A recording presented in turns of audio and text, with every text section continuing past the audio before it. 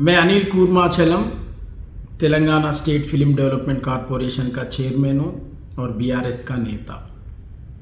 पहले मैं तेलंगाना में रहने वाले सारे मुसलमान आवाम को मैं सलाम करता हूँ।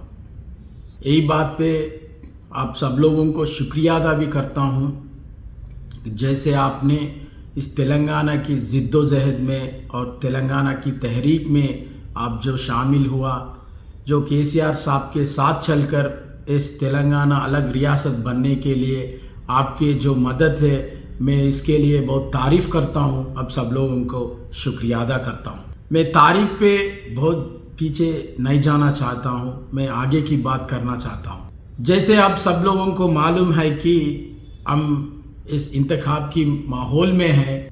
हर एक सियासती जमात आपके पास नए नए नाटक से नई नई बातें बोल के आपको धोखा देने के लिए आपकी तरफ आ रहे।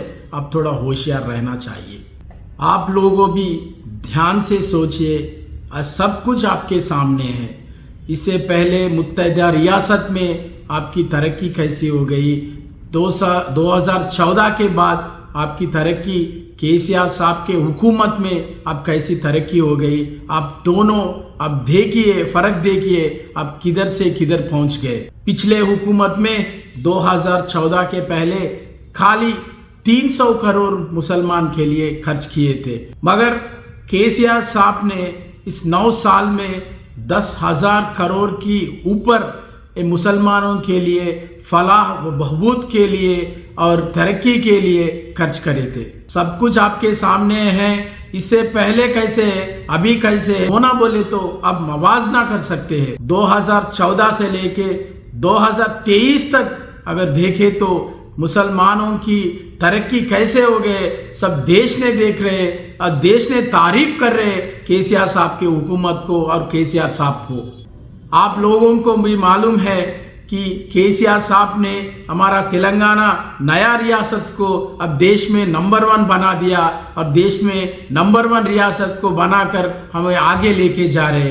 अब आपके साथ सब लोगों की तरक्की हो रही है। इधर शादी मुबारक के जरिए गरीब लड़कियों के लिए शादी के वास्ते 2,258 करोड़ केसीआर साहब ने खर्च किए थे। वैसे देखे तो 2014 के पहले खाली 12 माइनॉरिटी स्कूल्स थे, रेजिडेंशियल स्कूल्स, उसमें 5,707 बच्चे पढ़ते थे। नया तेलंगाना रियासत में केसीआर साहब के हुकूमत में 204 स्कूल रेजिडेंशियल स्कूल्स बनाया, उसमें 97,000 स्टूडेंट्स अभी पढ़ रहे। तो आपके बच्चे ही वो स्कूल में पढ़ रहे।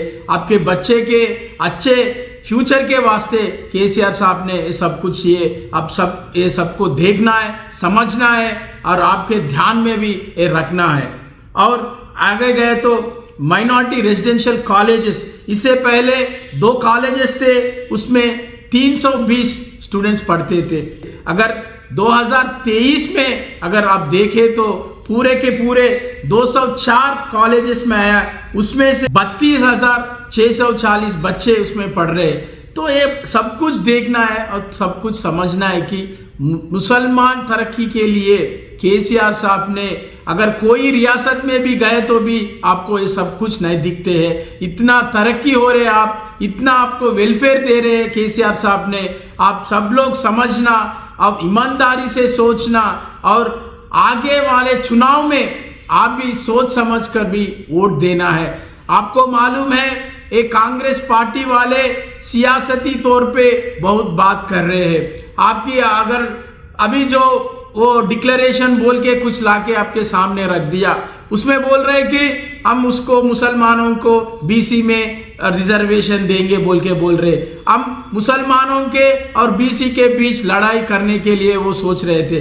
तो आप हम ध्यान से सोचने का है, उस पे बात पे नहीं जाने का है, क्योंकि उसके हुकूमत, कांग्रेस के हुकूमत 40-50 साल में देश में है और कई राज्य में भी है, मगर अब कुछ भी नहीं किया।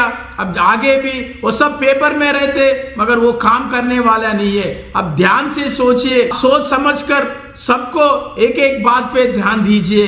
केसीआर साहब के हुकूमत में केसीआर साहब ने हमको क्या दिया, बीआरएस पार्टी ने हमको क्या किया। बीआरएस पार्टी आने के बाद, केसीआर साहब आने के बाद, चीफ मिनिस्टर बनने के बाद हमारा तरक्की कैसे हो गए।